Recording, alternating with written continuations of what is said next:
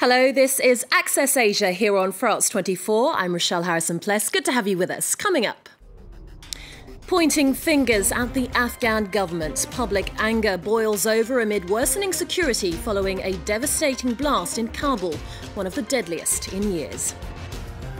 A second chance at life for India's abandoned babies. We look at the country's moves to save millions of unwanted children from death or from falling into the hands of traffickers and smugglers. Plus, the power of pandas. Find out how China's national treasure is boosting trade and diplomatic ties while helping to drive conservation efforts. But first, public anger is boiling over in Afghanistan, where people are slamming the government over a lack of security. Deadly demonstrations broke out in Kabul after a devastating explosion in the capital killed at least 90 people. Although attacks are common in Afghanistan, often carried out by the Taliban or the Islamic State group, the blast was one of the deadliest in more than 15 years of war. Despite foreign military intervention, the situation in Kabul is worsening, and there are fears the country is on the brink of chaos. Shirley Sitbon reports. Protesters gathering in Kabul's diplomatic quarter knew they were being brave just to come here.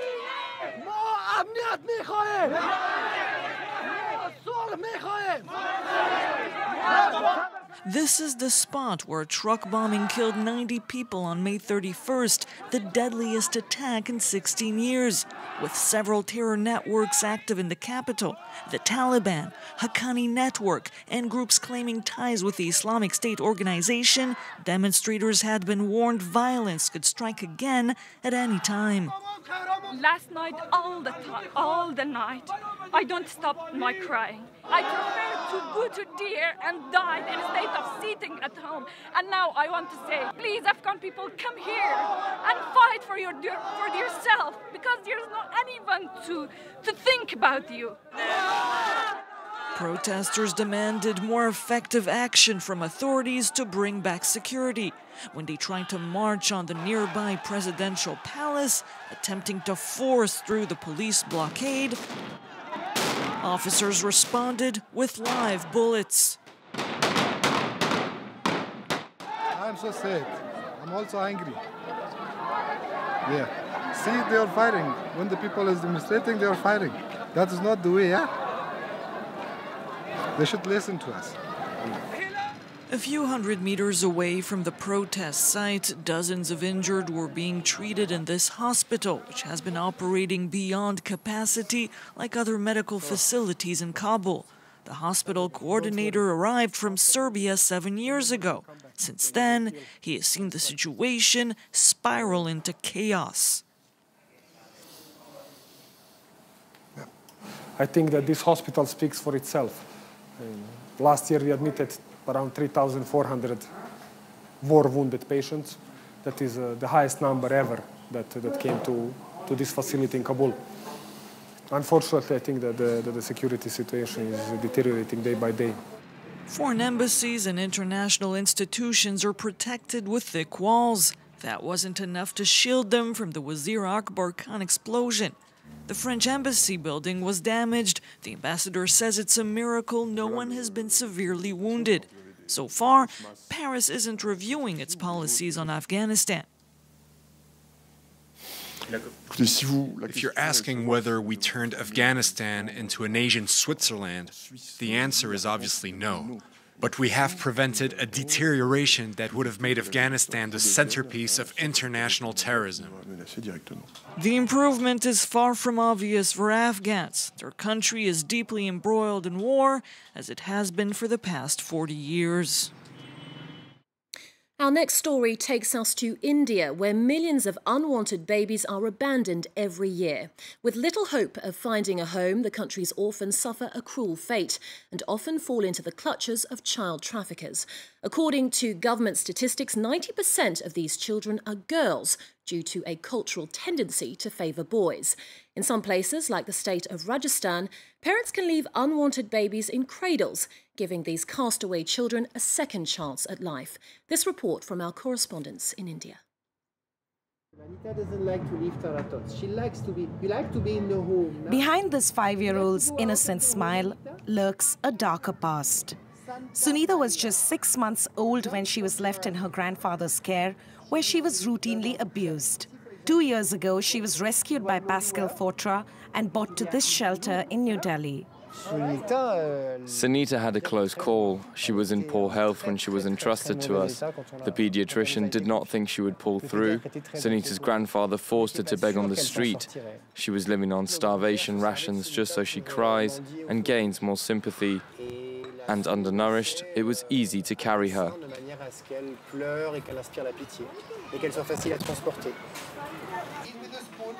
Sunita's is not a rare case. Not all abandoned children are lucky enough to make it to an orphanage or a foster family. Some end up in the hands of traffickers. Here you are in the middle of a jungle. When you're a kid alone in the streets of New Delhi at 1 in the morning, that kid lives in a jungle. To understand why parents abandon their children, we travel to Rajasthan, a state with one of the highest number of such cases. Bhagirath, who makes a living as a beggar, is a father of 2 children. One walks next to him, the other lives in an orphanage. Ganesha's mother used to beat him when she was drunk. She used to treat him as if he was not her child, and in this situation, how could I take care of my children? That's why I had to put my son here. I feel very bad, I feel guilty. In this orphanage, 4-year-old Ganesh is one of the few boys. The first reason for abandonment is the baby's gender. It's not socially acceptable that the first child is a girl. The second reason is when the mum herself is a child or a rape victim. Society has this kind of mentality. If you have a baby boy, he'll take the dynasty further. But if it's a girl, she has to go to someone's home after getting married. And a wedding is expensive. So, they are abandoned by despairing parents in garbage cans or on the roadside or on the temple staircase. To save these young lives, authorities and NGOs have set up street cradles in Rajasthan where unwanted children can be left anonymously. The baby can be left here in this cradle. See, there's a mattress big enough for a child. There's an alarm system connected to a scale. Anything weighing more than 700 grams will activate the speakers, and I'll receive a message on my phone. In Rajasthan, this policy was first introduced 3 decades ago. The first street cradle helped rescue 1,800 babies, girls for the most part. An orphanage may be an obvious solution, but the SOS Children's Village in New Delhi is changing the game by recreating a family. Each of these 15 residences house 10 children and a surrogate mom like Manju. I've seen lots of kids who did not have mothers, who were trying to survive a critical situation without any resources. That's why I decided to become an SOS mom. I'm angry at those parents who abandoned their children. Parents should sacrifice themselves for their kids. They're as precious as gold and silver. For the moment, there are about 10 kids calling me mom, and I don't know how many in the future will.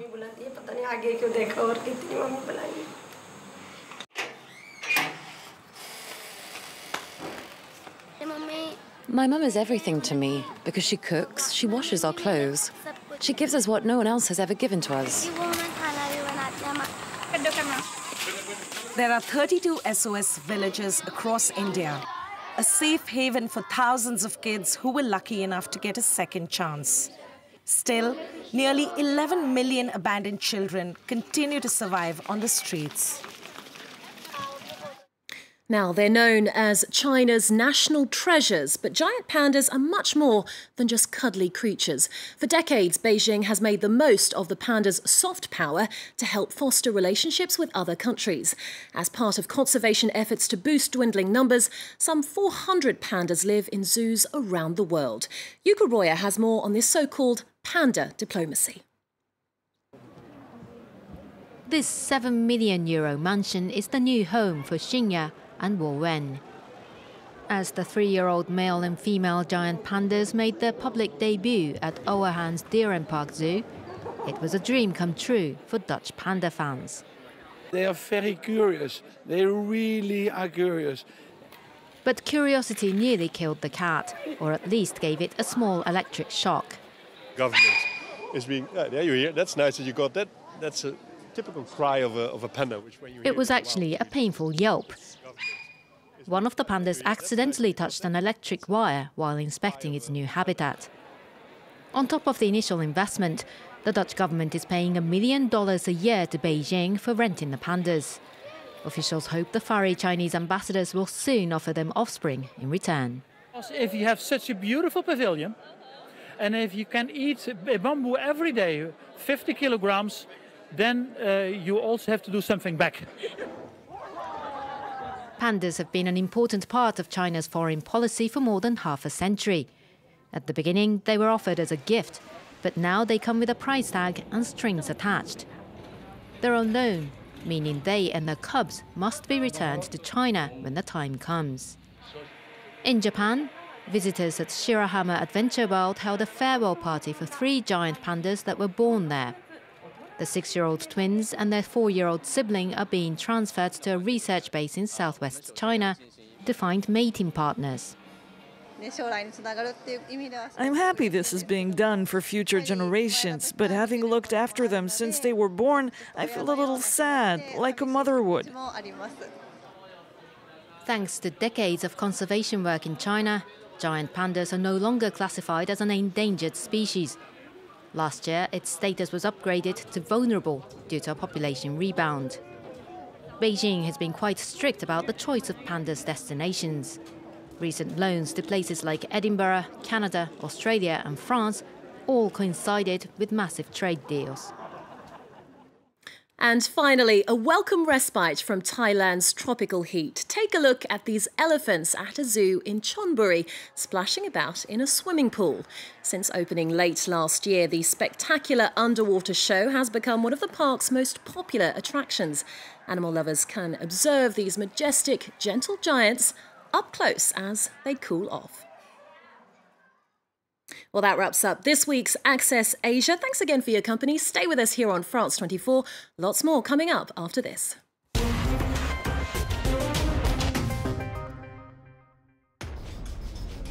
Middle East Matters, presented by Sanam Chantier. Keep up to date on the latest from the Middle East. We bring you political, economic, and cultural events from the region in this weekly Middle Eastern program. Middle East Matters on France 24 and France24.com.